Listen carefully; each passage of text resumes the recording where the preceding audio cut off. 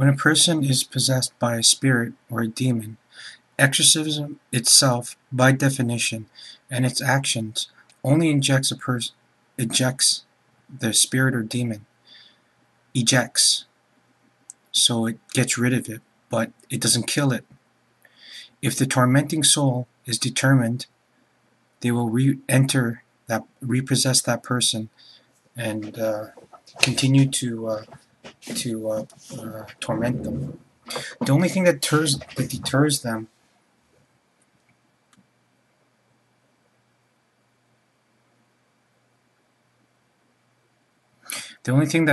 them is the process of breaking down the person's resolve once again, as in order to re-enter the body. So this must be reinitialized, and this takes time, effort, and money, spiritual money.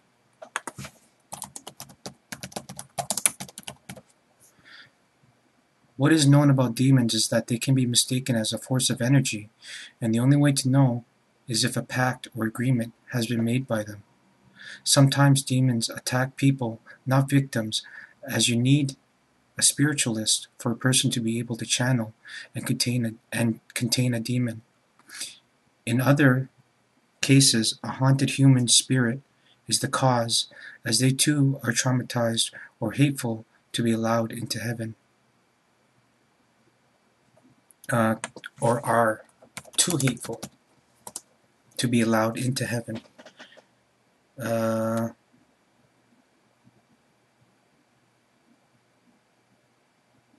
Because they project too much negative energy, and cowards go to hell, and scared as in children, and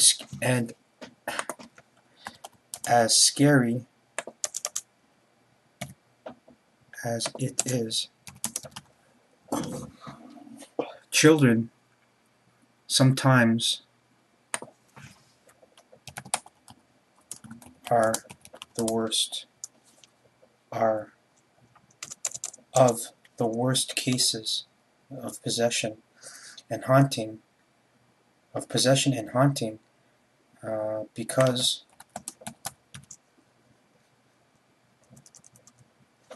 of their physical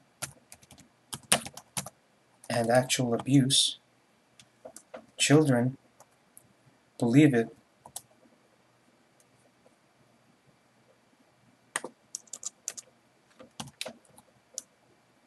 Believe it or not, will kill you. Like in The Ring. They're not taught. They're not taught. It's too early for them to be taught what's right and wrong.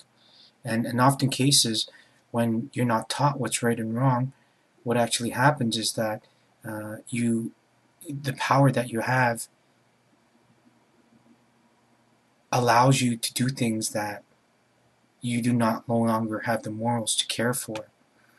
So, I mean, if they hate you, in which they're in a tormented state, they'll just kill you. And that's what spirits do. Not spirits, but kids, they do that. I know I sound horrible, but that's the truth. And that's why all of these movies of these kids are released in Hollywood. And that's what it really is. And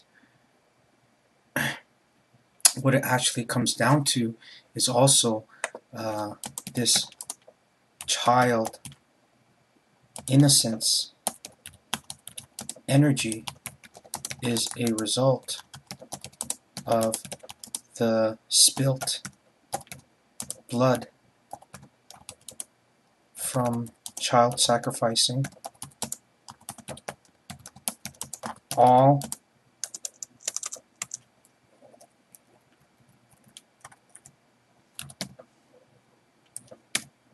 from all over the world, and especially so from the Mayans. from the Mesoamericans.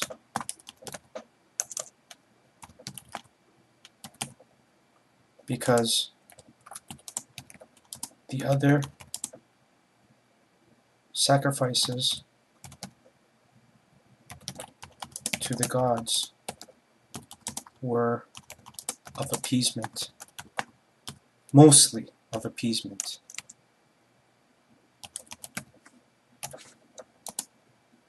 So that's why they do these things, because, you know, it's like, you know, when you dub children these way, or when they grow up from a certain area, they're like they're violent and they're prone to violence because of the area.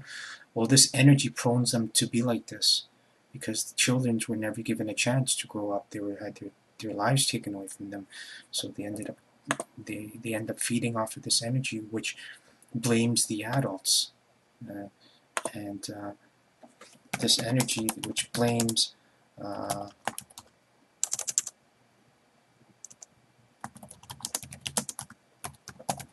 is a very twisted and some terrible form of revenge energy.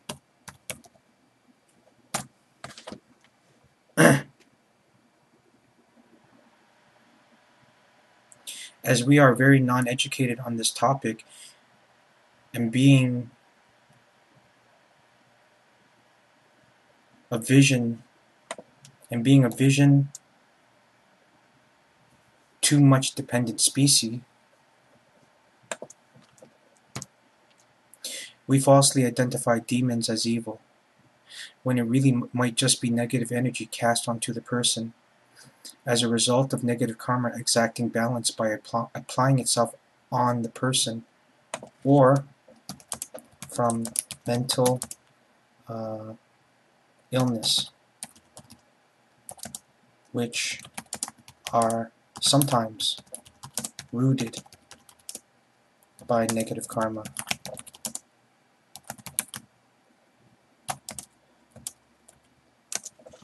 Then we must reevaluate what is possession, and that's what the church does. They send a psychologist, a team of psychologists first, just so that they make sure that they don't screw up the prognosis, and then they actually send in they prepare the people and the family for actual exorcisms, because they end up being traumatized for life. And it's, I don't know if I like to say this, or if I'm going to be appreciated for saying this, but they're still fearful of their child, but because of genetics and because of love, they forego that. But in reality, if they were told what the causes were, and then they could address it, and they could also find out that it could happen to them too. So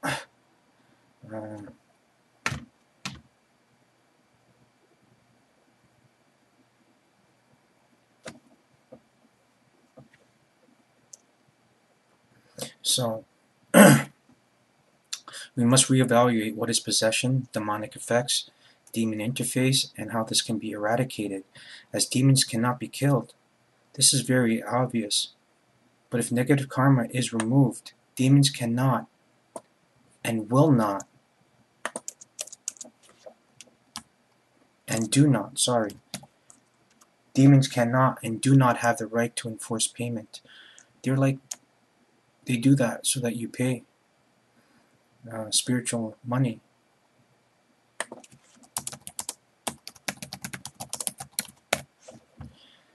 That's right, spiritual money. So if you know that we're killing the planet, is this not war? But humans create war, famine, but we also waste, pollute,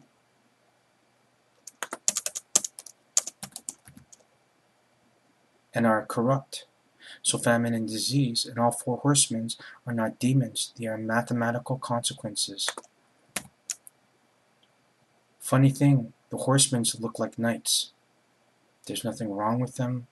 I mean, now currently to enforce the biblical traditions and the misconceptions, they're going to use the pictures of brooding pictures of the pestilence and stuff like that, but in reality their horses look perfectly normal. I mean, they should make the horses like that too. And in history, throughout the entire history of humankind and their pictures and paintings, the four horsemen don't look like that. And funny thing is, they carry shields symbolizing crosses. So, I mean, it's weird. So maybe we need to reevaluate everything and begin to understand energy, consequences, the law of cause and effect.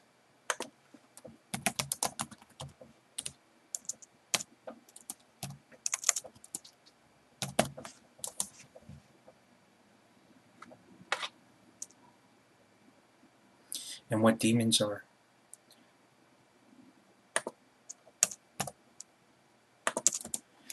Demonic negative acts and the need to start our own evolution. Negative energy and its effects can be cleansed, eradicating what is called demonic possessions.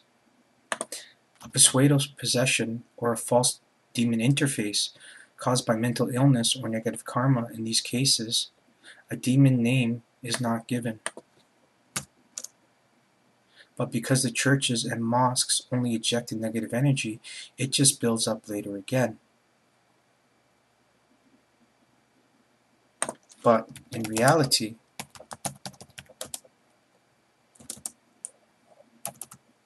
the demons that inhabit the bodies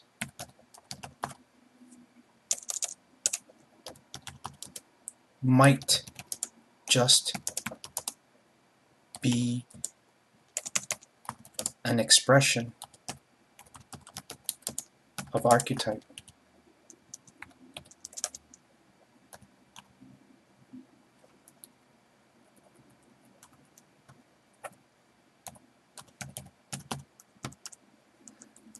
What that means is that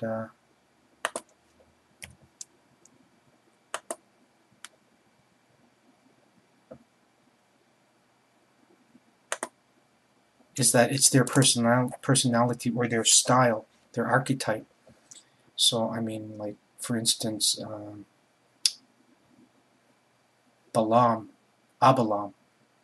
is defies children and their innocence energy. Well, what might happen is that they might have gotten raped, or they might have raped, and that's what inhabits their body. To be actually possessed by that demon is significant, as he's one of the ancient demons. But it's usually the archetype, and you'll know if it's not the archetype because it's intelligent. However, a consequence is that if they are negative karma of negative chains in karma, then it's the person's spirit that is imprisoned.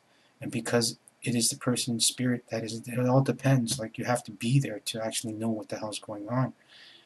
And that's why certain possessions just can't be exorcised or fixed.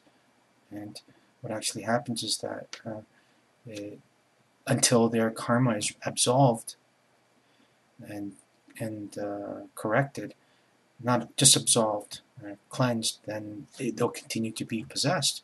So then you have two fights on two fronts. So it can be very challenging or difficult and misconstrued and misprognosed, and you could end up killing the person because they don't know how to identify, and they're not acknowledging that it's the person that is at fault, or is a conspirator, or has provoked, or has challenged, or has made a deal.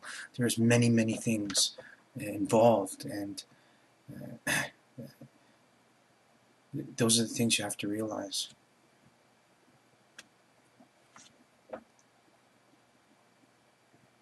So the most important thing is the archetype. It might be that demon, but it's not. And if it's the case that it's like that, it's easy to get rid of. But if it's negative, if the person is involved, then it's difficult.